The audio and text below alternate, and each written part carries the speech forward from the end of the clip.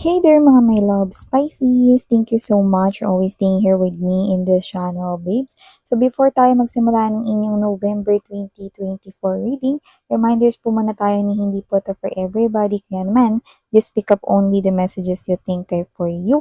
At kung feel mo na ang reading na to for you, then this reading might be really for you. And syempre no mga babes, no, greet ko muna rin ang ating mga bagong subscribers. Hi, tuloy po kayo. Ako po siyan. At sana magstay din kayo together with my pabalik-balik na mga viewers. Maraming salamat sa mga pabalik-balik kong mga viewers sa inyong walang sawang pag-antabay at pagtambay dito sa ating channel. No? At kung hindi nyo pa knows, mayroon pa po tayong isa pang channel, ang Dalnim. So, ang channel na yan is may mga collective readings din tayo na ina-upload for all signs. No? Kaya naman kung interesado kayong tumambay din dyan, Pisces, ang link is nilagay ko sa ating description box. No? So, reminders lang din, hindi ito for everybody, no?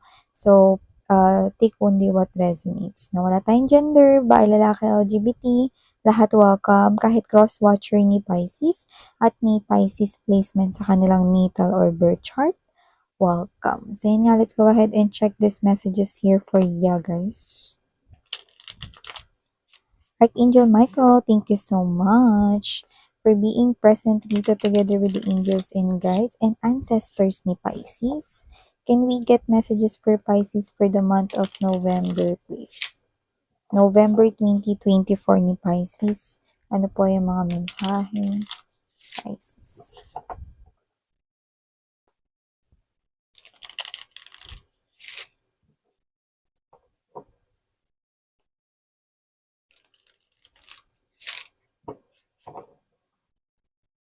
Messages for Pisces. Can you please show me? Para sa kanilang Nobyembre 2024. Pisces.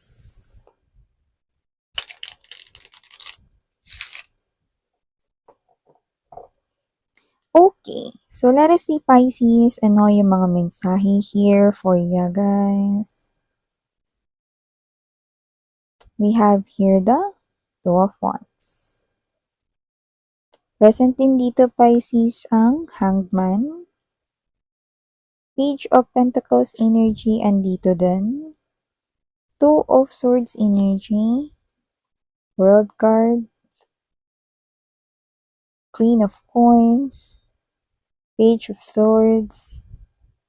Iba sa inyo may mga single mom, single dad dito, no? Yan. A Five of Cups. Bottom of the deck, we've got here for you guys, Seven of Cups, Four of Swords, and the Seven of Coins. Okay. So, nakikita ko dito na lalo na yung iba dyan na meron kayong pinupush or pinupurso rito na someone. Siguro nililigawan nyo siya or nililigawan niya kayo rito. Nakakita na ako ng liwanag here for you guys. You know? So, nakikita ko rito, no, na posibleng maging kayo na rin, no, bago Pasko. So, nakikita natin dito mga babes na parang may plano ritong sagutin kayo or sagutin nyo, no, bago rito Christmas, no, or meron ditong bago special event. Okay, kung hindi yun Pasko, New Year, yung mga ganyan. So, yan yung nakikita ko rito, guys, no? At nakita rin ako rito, Pisces, no, na posibleng magka-interest kayo rito sa makikita ninyo online. Okay, na maaaring yan ay pagkakaperahan, no? So, nakikita ko rito, no, na legit naman yan. Kikita ka dyan, pero nakikita ko na at first nagiging slow or mabagal yan, no? So, hindi naman siya scam. Hindi rin naman siya energy na what's this? Hindi naman siya yung energy na hindi worth it na itry. Actually, worth it siya itry. Kaya lang baka mabagalan ka lang at first. Kasi at first parang wala lang, wala pang masyadong pumapasok na pera, no, dito sa ano man itong nakita or makikita ninyong offer, no. Yung iba kasi marami-rami pa sa inyo, hindi nyo pa nakikita ito. Pero maaring online nyo yan makita, na pwedeng habang nagbabrowse kayo ng inyong social media or habang browse kayo ng mga websites, no? Or nanonood ng mga may nagpa-pop dito. Okay? O yung iba, maaaring accidentally mapindot nyo ang isang tab, no? And then, makita ninyo ito doon. No? Ulitin ko lang, hindi naman yun scam. Actually, legit yun at maganda yung opportunity na yun. Nakikita kong itatry ninyo. Kaya lang at first, baka isipin ninyo, ay parang walang nangyayari dito. Yan o. Pero makikita mo no, na may improvement yan bago mag-end yung 2024. No? At mas makikita mo yung tama yung desisyon mo na trinay mo yan. Okay, yung pagkakakitaan na yan sa pera. No? Either gusto mo lang yung gawing sideline or side hustle or iba gusto mong itry, no? Yan, nakita ko rito, mas makikita mo yung magandang outcome or resulta niyan, no? Pagpasok ng 2025. Yan, no? Pero syempre, mga mahal, no, hindi naman yun para sa lahat, no? Lalo na kung may makikita kayong mga offer online, no? Alam naman natin, nagkalat ngayon ng mga scam, no? Itong mga um, tawag nito, hindi legit, no, ng mga pag-iimbesta ng mga pera, no, or related sa kaperahan, no. Kaya naman, mag-review kayong maigi, no, and at the same time, huwag kayo agad-agad magbitaw ng pera. Okay? So, yun, no, mag-ano kayo, search kayo ng background about that offer or about that, ano, money-related, no, na offer. Okay? So, maliban dyan, Pisces, nakita rin ako dito ng energy, no, na mukhang ready na kayo ni person mo, lalo na kung kayo to na matagal na matagal na kayong magka-relationship, LGBTQs, of course, welcome din kayo. Parang ready na kayo na may energy rito na titira na kayo under one roof, no, or sa isang home, no, settling down. Yung iba, maaring kayo to na ready na kayo magpakasal, yan, or someone here is, actually, both of you are ready. Ganun yung energy, no? So, nakakita ko dito ng new chapter sa inyong dalawa at nakikita ko dito at first, parang may mga pagbabago lang dito, no? Pero makakapag-adjust kayo. Alam mo yung parang energy na nasanay ka kasi, no, na parang sa bahay mo kasama mo yung pamilya mo, yung mama mo, papa mo, no, yung mga kapatid mo, no? Tapos, syempre, mag-a-adjust ka rin, no? Kasi pagising mo, no, hindi na sila yung kasama mo, kundi yung asawa mo na or kung sino na yung partner mo. Yan. Pero even though it's a whole new world here for you, just like that song, no? Na a whole new world, 'di ba? Nasa isang bagong mundo ka na nga, pero nakikita ko rito that you're gonna do this together. At makikita mo rito, no, na talagang literal na paninindigan ng partner mo ang salitang lifetime partner. Wow! So, ibig sabihin, if this is yun na nahanap mo ng the one, nakikita ko kayo rito magsasama na, no, under one roof, no? At yung iba naman na posibleng nagkakausap na kayo ngayon, no? Wala kayong kamalay-malay na siya na rin talaga yung makakatuluyan ninyo as your lifetime partner, no? Clue! May nakuha tayo ditong clue, pero yun nga, hindi to para sa lahat, no? Kung sino man siya mga babes, no, possible na magaling siyang mag-drawing or possible na marunong siya sa arts. Hindi lang naman ito all about sa mga paints, no, or yung sa paintbrush yung gamit niya or whatever, no, pero creative siya. Yun ang isa sa clue na nakukuha natin dito. And possible, no, na mahilig siya dito na sa color red. No, yan, no. Yun yung specific na clue, pero hindi naman ibig sabihin nun na kung hindi yun yung clue sa inyo pero nag-resonate kayo dun sa unang message, hindi na para sa inyo to, no? Kaya naman, just take how this resonates. Pwede nyo pa rin i-claim ang taong ito. Yan, no? Kasi ibig lang sabihin nun, kaya natin binanggit kasi nakita natin. Yan, okay? So, maliban dyan, nakita rin ako dito ng energy, no, na yung iba sa inyo, no, posibleng mapapansin na kayo rito sa inyong ginagawa. So, magbubunga na rito yung pinag effortan ninyo, lalo na may kinalaman yan sa salapi. So, kung kayo ay nagtatrabaho sa isang company, possible rito, no, na may napapatunayan na kayo pero hindi kayo napapansin noon. Pero ngayon, mapapansin na kayo ng management or ng boss ninyo. Meron dito na um, maaaring mag-back up sa'yo, pero hindi mo naman yun hiniling sa kanya. Kumbaga parang mag-compliment siya about you at posibleng sabihan niya yung HR doon or yung boss mo, no, because of your nagawa dito, no, na job well done. So, possible na yun yung maging daan, no? Yung iba, possible na, alam mo naman, uso sa mga tao ngayon yung parang ano to, see is to believe, mga ganyan, no? Pero dito kasi sa case mo, maaaring may ganun ka, kaya babanggitin ko na din, no? So, kahit na magaganda yung compliments na narinig mo, kunwari 'no, sa superior mo, magaganda yung binigay niya ng mga points 'no, about you 'no, sa HR or sa boss mo 'no, bibigyan ka pa rin nila rito ng isang task or challenge or may job dito 'no, na posible na hindi mo alam na nag-compliment dito yung superior mo 'no. So, nakikita ko rito 'no, na anumang trabaho yung binibigay sa'yo, hindi ka maarte, ginagawa mo 'yan, okey? Kasi you also want to challenge yourself 'no, kung hanggang saan ba yung kaya mo. And nakikita ko rito kung ano man yung trabaho mo nag-e-enjoy ka, eh. So, nakikita ko rito 'no, that they are eyeing you 'no, para sa promotion 'no, or para sa isang vacant position at yung iba sa inyo hindi niyo alam 'no, na meron na palang malapit na mag-vacant position and dun pala kayo nakikita 'no, na puwedeng ilagay. So, ang gandang opportunity nun mga babes 'no, yung surprise tapos malalaman mo na lang 'no, na qualified ka for that. Kasi meron dito na parang may energy na bakante. Siguro may magre-resign tapos hindi pa ito sinasabi sa iba, kumbaga parang dun pa lang siguro yung HR pa lang nakakaalam 'no, so hindi pa rin naman ito posted, so possible na gano'n.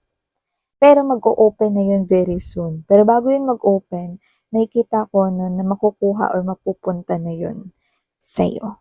Wow, Pisces 'no, bongga nun guys.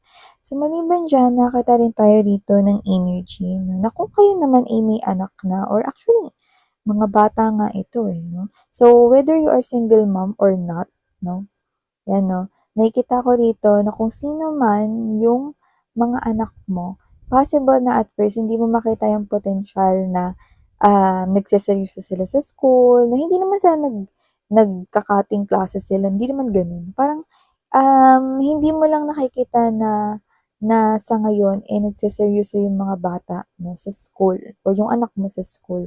Pero makikita mo 'pag tumungtong na siya rito ng high school or malapit na siyang graduate ng elementary, makikita mo rito 'no, na malaki yung potensyal rito 'no, ng anak mo na magkaroon ng magandang buhay. So, makikita mo rito na nagseseryoso sila sa school, na hindi yung nawawalan na sila ng social life, So, nakikita ko pa rin sila rito na may gano'n pa rin silang life 'no, pero dito kasi parang makikita mo na nakakatuwa naman yung anak ko, nag-aaral siya ngayon talaga ng parang iba talaga yung energy ng anak ko ngayon, eh, parang porsigido siyang mag-aral.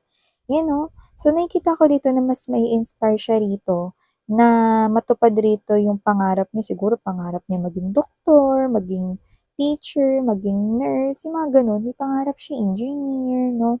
Nakikita ko na mas na-inspired siya rito. Siguro nanonood siya rito ng mga parang mga 'yan 'no, yung mga propesyon na 'yan na gusto niya rito na marating. So, nakikita ko 'no, na kung sino man yung anak mo na 'yan 'no, possible na meron kasi lalo na sa bahay niyo, ayun hindi 'to para sa lahat.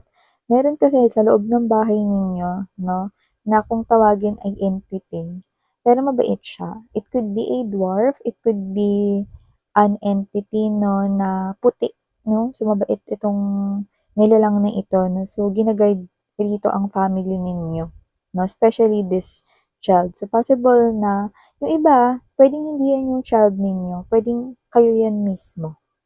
That's why, whenever you feel na parang nagkakaroon ng problema, lagi ring may solusyon Libra, kasi meron kayong kasama sa bahay ninyo na feeling ninyo may iba kayong kasama, gano'n 'no, pero hindi niyo sila nakikita, 'yan 'no. May gano'n na ritong energy, 'yan 'no, may tagumpay dito 'no, sa inyong mga anak or may tagumpay dito kayo, lalo na kung kayo ito 'no. So, possible na nakita niyo na rin 'yan nung bata pa kayo or itong anak ninyo 'no, nakita niyo na 'yan nung toddler pa siya, yung mga gano'n. Yan, okey.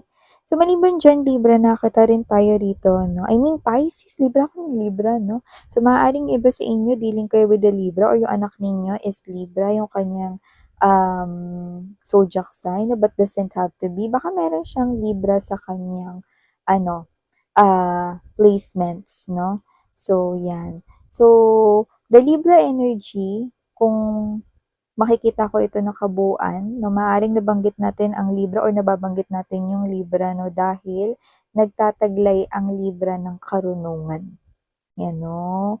Marunong sa salita at sa gawa, Ayan, nakikita natin dito. So, maliban diyan 'no, Pisces, nakita rin ako ng energy rito 'no, na kung feeling mo single ka ngayon at wala naman nagtatangkang manligaw sa'yo na parang, "Naku Miss yan, wala naman nagtatangkang manligaw sa'kin eh," 'no? Kung gano'n ang energy ninyo, bawarla ka. Mag-iiba na 'yan, 'no? So, nakikita ko rito 'no, na ito hindi pa 'to mangyayari ngayon, 2024, okey? Posibleng mangyari ito year 2025 'no. Malilito ka kasi maaari rito may options ka sa love 'no, more than one person. So, possible rito 'no, na silang dalawa ay hindi kasukuan agad 'no. So, taray! Kaya kung feeling mo ngayon walang nagtatangka sa'yo, baka magulat ka year 2025 pag-agawan ka dito. Ay naku, sasabi ko sa iyo 'no, yung nakikita ko rito Pisces 'no, at malilito ka kasi may energy rito na maaaring parehas mo silang gusto, like puwedeng tabla sila 'no, pero hindi puwedeng dalawa, 'yan 'no. So nakikita kita ditong malilito, 'yan. So, maliban diyan, okey, Pisces, nakita rin ako dito ng energy na meron dito 'no, na tingin ko meron ng hint yung iba sa inyo kung sino siya, pero yung iba puwedeng wala pang alam. Ano ba yan, Miss yan? With the energy here of the Page of Swords energy, this person here could be watching your movements. Yan, no? Yung bawat galaw mo, tinitingnan niya. Yan, no? But this person here, hindi ka niya hinihintay dito magkamali. Actually, posible pa ngang kinakopy or kinokopya niya yung bawat galaw mo. Miss yan. Parang model lang siguro, ginagaya niya lang ako. Hindi eh, may unhealthy rito eh. Iba. This person here is watching you kasi kinokopya ka niya, but not because iniidolo ka niya or nai-inspire siya sa'yo. But this person here wants to be you. Gusto niyang maging ikaw. And sometimes when a person wants to become another person, like ikaw na ikaw, it's not something here healthy for you because it might affect you in some way. Lalo na nakita ko rito, posibleng nasa malapit lang siya na vicinity sa area ng buhay mo. So, pwedeng nakakasama mo siya sa trabaho, nasa loob ng workplace mo. Pwede rin namang kapitbahay siya or nasa circle of friends mo. So, kung meron ka ditong napapansin, iba sa inyo napapansin yun eh. This person here is copying you. The things that you do sa itsura mo, or the things that you do, the actions that you do, you need to watch out because this energy will be troublesome in the future. Okay? So, nakita rin ako dito last but not the least message para sa iyo. Pisces, yan o, para sa ex ninyo rito, no, na, yan, hindi to para sa lahat na pinababanggitin ko pa rin. Yung iba rito, may mangilan-ngilan na umaasa pa kayo rito, no, na kukontakin pa kayo ng person ninyo na ex nyo, no, na posibleng blinak na kayo or hindi kayo kinausap ever, kokontakin niya kayo rito. At ang contact na 'to ay maaaring mangyari bago magpasko. Yan. Kaya ulitin ko lang hindi yun para sa lahat, no, few of you na hinihintay nyo na mag-reply back or mag-response back sa inyo yung ex ninyo na blinak na kayo or hindi kayo ni-replyan ever. This person will contact you, okay? At yung iba, before Christmas Day. Alright? So, ito yung mga mensahe here for your November 2024 reading, Pisces. Thank you so much. Harang Hail, Love, and Light. Annyeong.